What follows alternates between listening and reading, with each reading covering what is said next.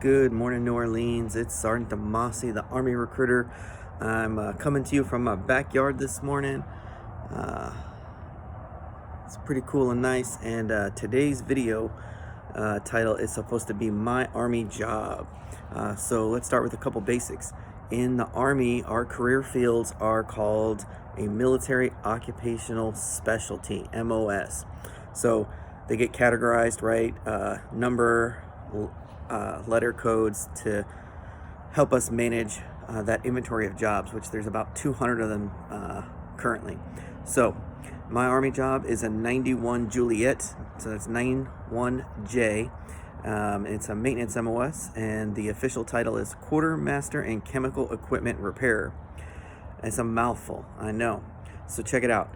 I'm gonna first tell you how I picked that job, and second tell you about what I do for the Army, and three, what it would equate to as a civilian job. So number one, if you listened to my previous video about my story of why I joined the Army, I was looking to take care of my family. So when I was reviewing the Army jobs that I qualified for, I was thinking, can I gain some skills that will help me get a job if I hate the Army and want to move back home to Florida? So when I was looking at the videos and the information about my job, the Quartermaster Chemical Repair, it lined up with, the port and shipping industry that I knew I can go and find work in back home in Tampa, Florida. So that's how I selected it. Had nothing to do with what I really wanted to do with life. I like to be an office guy. I like being on the computer and talking to people. I really don't love being dirty and greasy, so I was kind of nervous about it. So item number two, what do I really do? So Quartermaster Chemical Repair, typically your assignment would be in what we call a ground support equipment team. And that team basically takes care of power generation, heating and cooling, and anything else that's not a vehicle or weapon system or communication system on Army location. So when we go to the field, I'm the guy that helps keep the tents warm or cool, depending on what the weather is. I'm the guy that gets water pumps running or fuel pumps to different systems, the water purification systems. Tons of different equipment, even laundry equipment. So when we go places and, there's dirty uniforms that need to be washed, the team that takes care of that stuff uses that laundry equipment, and I'm the guy that makes sure if it breaks, it keeps on working or it doesn't break. So pretty important role.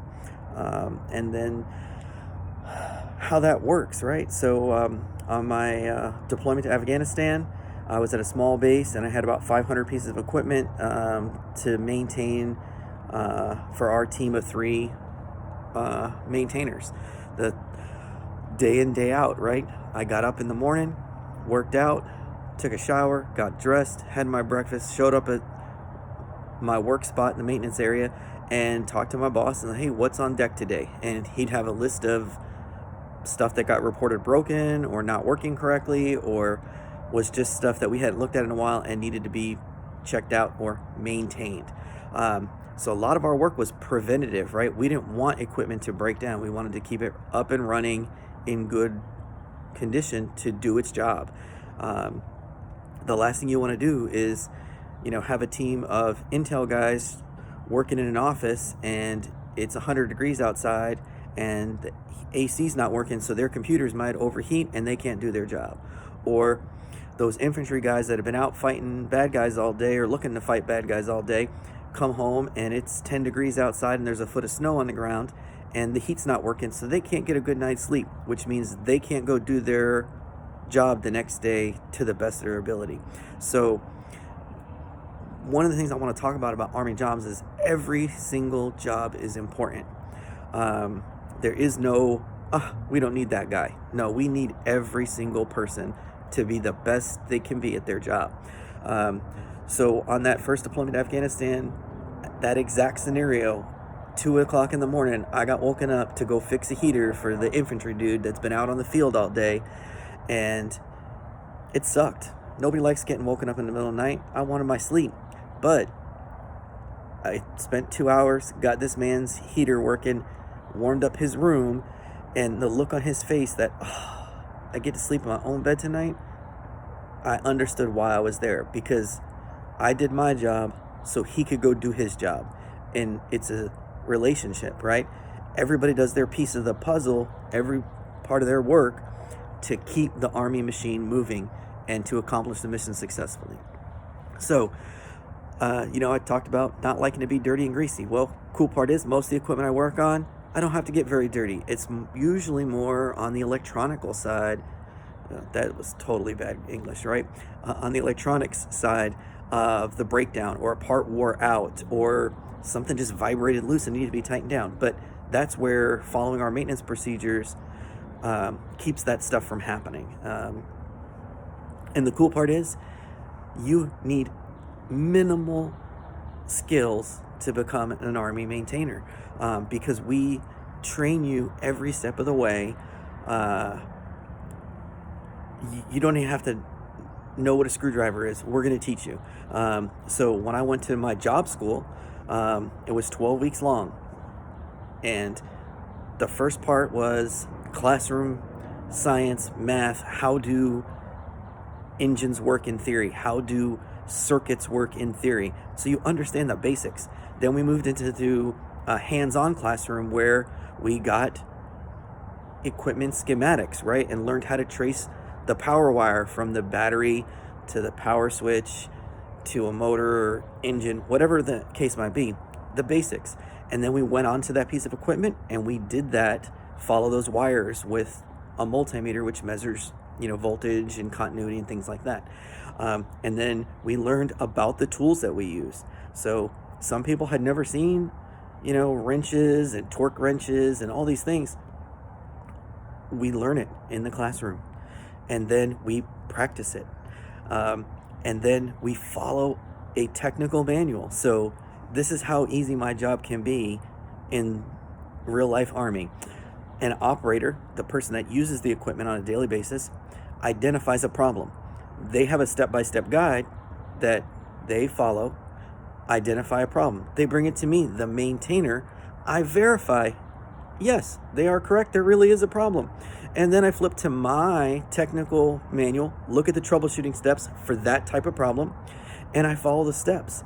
And the steps guide me through what pieces to check to make sure where the problem lies. And so then we identify a problem.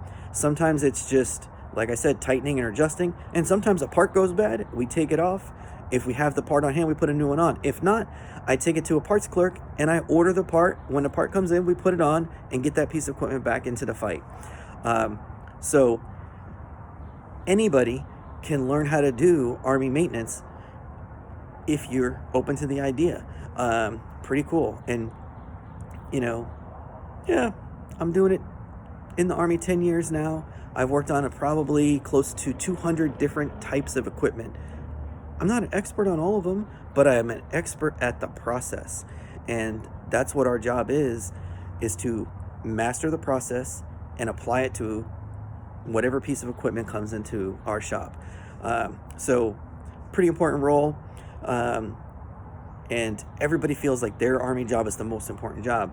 And I think mine is, because you get to have a good night's sleep in a cold room when it's hot out, or a warm room when it's cold out.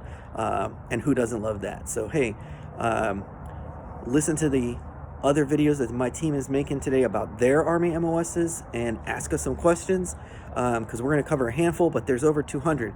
And we all have friends that do different jobs. So, if watching the video online didn't help you, I'll get you in touch with someone that you can ask questions and talk about what it's like to actually do business in the Army under that different job. All right, so now how does this relate on the outside, right? So,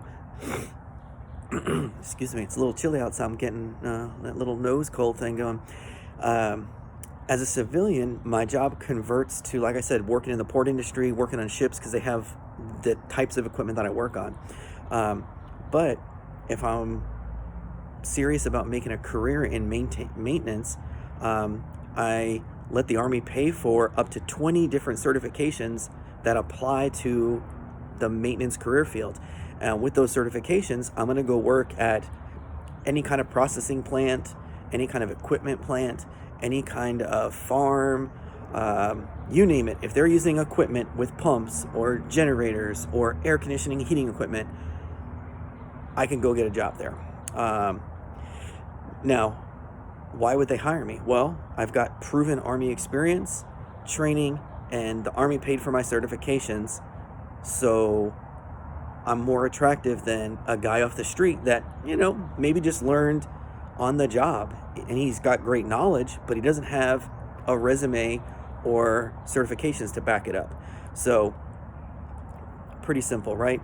I'm a desirable hire because I let the Army invest in me and I took advantage of the Army programs. If this sounds like something you might want to do, you got to hit me up in the DMs, call or text me 504-421-9114, or stop by my office and have a face-to-face. We're up on City Park at 514 City Park Avenue, right across the street from Delgado College, in the plaza with Subway and Burger King. You can look us up online at ArmyCityPark. You can go to the goarmy.com website and look at every career that we have. There's YouTube videos, or better yet, go on YouTube, type in what Army job you're interested in, and you're going to see videos from the guys like me that live it and show them doing the job and talking about it, and you'll get a bunch of different viewpoints. So, hey, I'm done talking. I hope you all have a great day, and I look forward to hearing your questions. Thanks. Sergeant Demasi out.